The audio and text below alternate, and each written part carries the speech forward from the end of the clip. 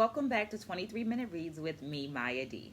This is kind of like my virtual book club because in these 5 minute or so videos, I share with you my takeaways from my current reading. Right now, that is Dancing in Blackness. As a part of my 23 to 23 challenge, I'm reading 23 minutes per day every day as an action of self love, as an investment into myself, and as a way of providing myself with some consistency in an ever changing world. Hoping that you will join me along in this journey by liking this video, subscribing to the channel, and dropping some comments down there in that comment section so that there's an actual dialogue going on.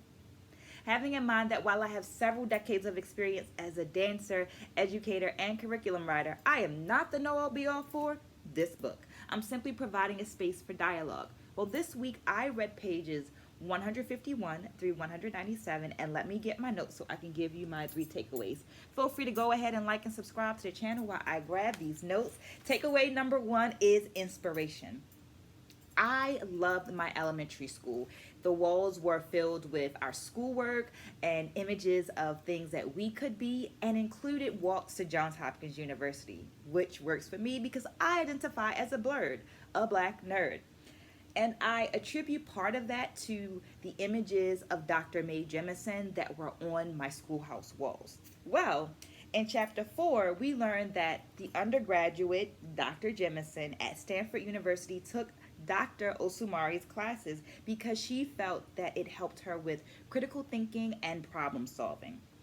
As dance educators, we know these things. So what actually resonated with me in reading this was how this chemical engineering major committed to taking all of Dr. Osumari's classes and contributes part of her success to inspiring educators like Dr. Osumari.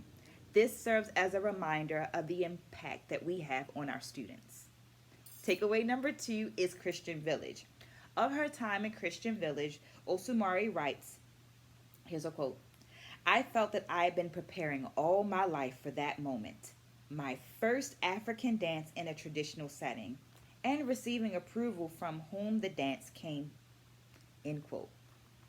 Christian Village was named after an Ewe elder whose last name was Christian, and that previous quote is a reflection Osumari has about dancing with the community at a funeral. As scholars and practitioners, we are sometimes visitors to the communities whose dances we share in performance. As students, immersion is a great way to deepen our understanding of a concept. So, studying West African dance in West Africa. As a teacher, I only teach dance forms where I've received approval from the community that it came from. This means that I actually teach less dances than I am aware of, but to me, that permission, that approval is so important. So this reflection, that quote from Dr. Osumari, just served as affirmation to me that it is okay to do the thing the way that I am doing it. Takeaway number 3 is training versus train. While I'm very clear that both Les Ballets de Guinée and the Ghana Dance Ensemble both have dance as content, I am also very clear that their content is different. And because of that, I also wonder what else was different. Like, how were these cultural ambassadors being trained? In a conversation with Osumari, Dr. Osumari, Professor Nketia of the University of Ghana explains their deliberate action in finding dancers to train rather than finding trained dancers. So that was one of the differences between Les Ballets and the Ghana Dance Ensemble. There was a deliberate action to find dancers that they could train. This section also describes the comprehensive curriculum within the School of Music, Dance, and Drama. The culturally relevant approach that included having instructors from the 10 different regions of Ghana. So this way students saw themselves as they begin to learn about others. And little things like how contemporary music was used for the warm-ups as a way to build access and an entry point into studying these traditional dance forms of their own community and other communities.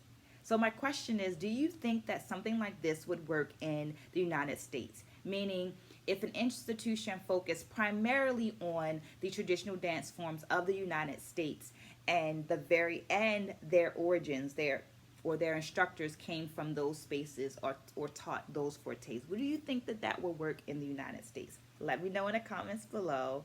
And remember to like, share, comment, stay blessed, spread a good word, and I'll see you again soon.